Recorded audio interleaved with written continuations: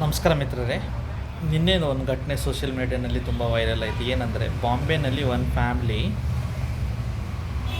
ಕಲ್ಲಂಗಡನ್ನು water melon ತಿಂದ್ಬಿಟ್ಟು 4 ಜನ, ಒಂದೇ ಫ್ಯಾಮ್ಲಿದ 4 ಜನ ಫುಡ್ ಪಾಯ್ಸನಿಂಗ್ದಿಂದ ಡೆತ್ ಆಗಿದೆ.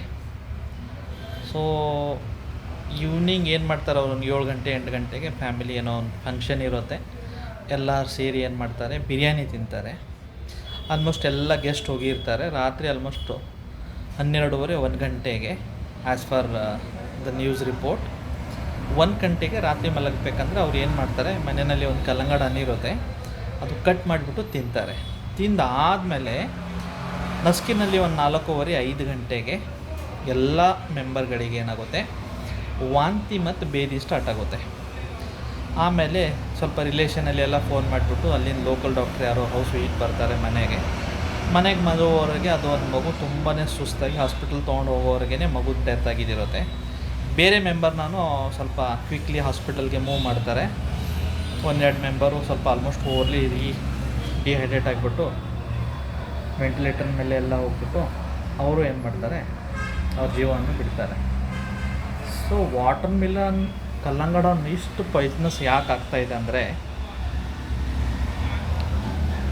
ಹಣ ಪಡುವ ಏನಂತಾರೆ, ಅದು ಗ್ರೀಡ್.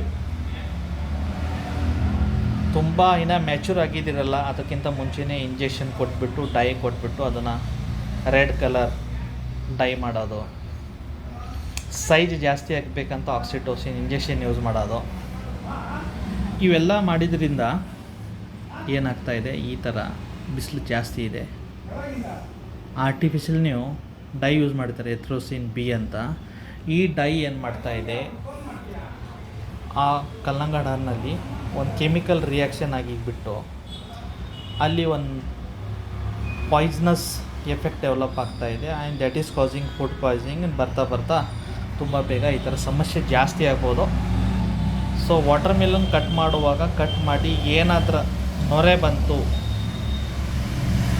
ಸ್ಮೆಲ್ ಜಾಸ್ತಿ ಬರ್ತಾಯಿದೆ, ಒಳಗಡೆ ಕ್ಲಾಟ್ಸ್ ಥರ ಇದೆ, ಒಂದೇ ಕಲರ್ದಿಲ್ಲ ಕಲ್ಲಂಗಡನು, ಮತ್ತು ಕಟ್ ಮಾಡಿದ್ರೆ ಪೂರ್ತಿ ಕ್ಲೀನಾಗಿ ಆಗ್ತಾಯಿಲ್ಲ, ಒಂದು ಕಡೆ ಸ್ವಲ್ಪ ಹಣ್ಣಾಗಿದೆ, ಒಂದು ಕಡೆ ಇನ್ನೂ ಕಾಯಿ ಇದೆ ಅಂತ ಆ ಥರ ಇದ್ದರೆ ತಿನ್ನಬೇಡಿ.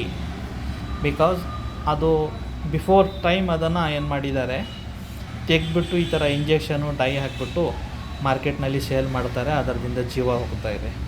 ನಾನು ಪ್ರತಿ ಟೈಮ್ ಹೇಳ್ತಾಯಿದ್ದೀನಿ, ಕಲ್ಲಂಗಡ ತಿನ್ನಿ, ಸಿಟ್ರುಲಿನ್ ಇರುತ್ತೆ, ಸೆಕ್ಸ್ ಪವರ್ ತುಂಬ ಚೆನ್ನಾಗಿರುತ್ತೆ ಅಂತ. ಬಟ್ ಈ ಥರ ಘಟನೆ ನೋಡಿದ್ರೆ ನನಗೆ ಸ್ವಲ್ಪ ಇವಾಗ ಅನುಮಾನ ಬರ್ತಾಯಿದೆ. ಸ್ವಲ್ಪ ಹುಷಾರಾಗಿರಿ. ನಮಸ್ಕಾರ.